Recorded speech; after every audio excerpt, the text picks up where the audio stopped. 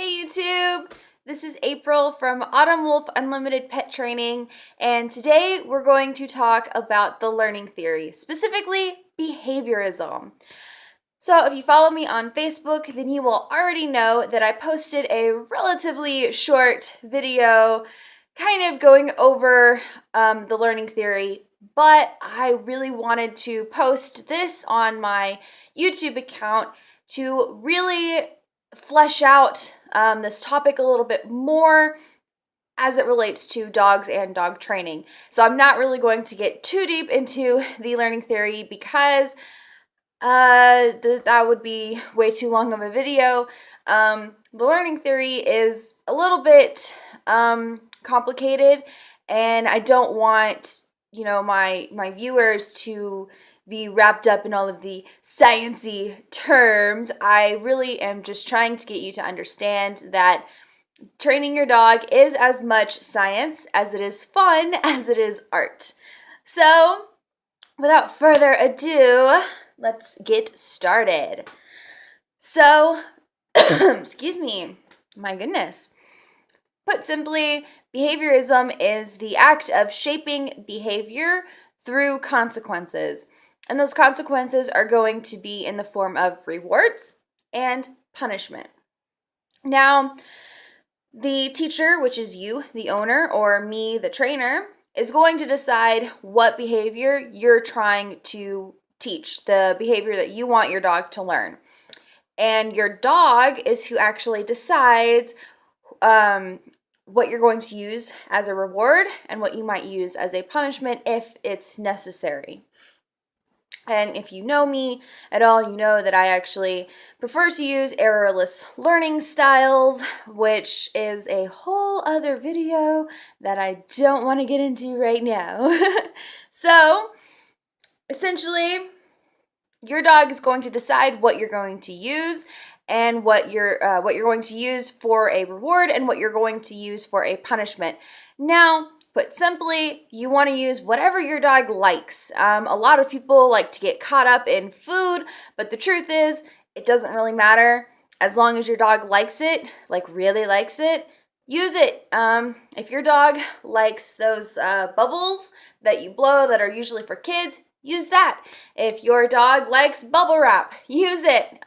Use whatever you have available to you to reward.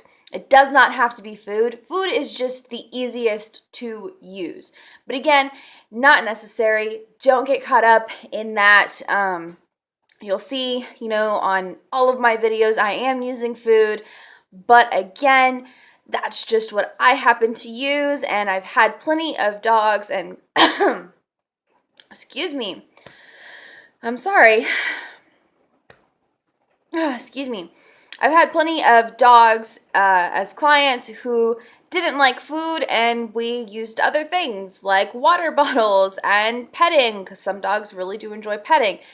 Another topic altogether, but not all dogs enjoy petting, so I would definitely make sure you think about dog behavior and think about looking into it before you use anything, because you want to make sure you are actually rewarding your dog. You don't want to accidentally punish your dog, because then that behavior is going to decrease. Once again, behaviorism. Excuse me, I'm so sorry. Excuse me. So, before I go on a little bit, I do want to also discuss Pavlov. And if you are not familiar with Pavlov, he was a scientist who was actually studying the stomach, and he wasn't using people to study this because a lot of his practices were very cruel and were not able to be used on humans, but in that time they were able to be used on other animals. So he used dogs. And what he found was that the dogs were actually starting to salivate at the sounds of noise, and they were also starting to salivate at other things like different sights that he tested out and different touches. Excuse me.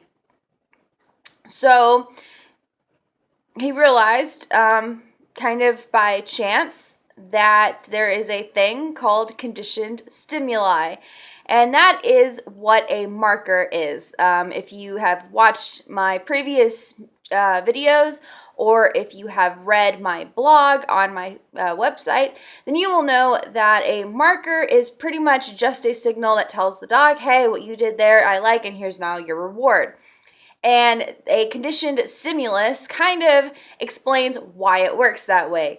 Basically, you take a neutral stimulus, that would be the mark or the clicker, the snap, the yes, whatever you're using, the neutral stimulus, and you pair it with something that the learner, or in our case, the dog, really, really likes and wants.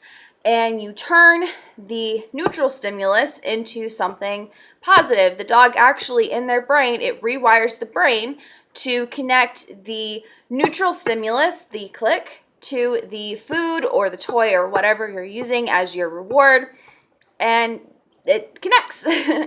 And the dog actually starts to view them almost as the same, not quite, however. It is important that you keep that up because patterns do get lost. With dogs, remember, we're talking about an animal that kind of has the thought processes of a 2 or 3-year-old human child. So they're not going to remember things super well. So yeah, that pretty much covers it.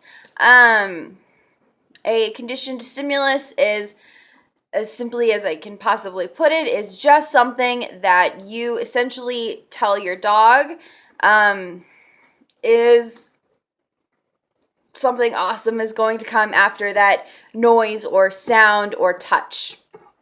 So that is behaviorism, and I really hope that you guys enjoyed this video, and I hope that you were able to follow along with it. Quick recap, basically behaviorism is just shaping behavior through consequences, and those consequences are rewards or punishment. So thank you guys very much for watching, and I hope you enjoyed this video. And if you want to subscribe to my channel, make sure you do that. You just hit the subscribe button. And if you would like to follow me on Facebook or Instagram, that's going to be AWOL Unlimited. That's AWOLUNLIMITED.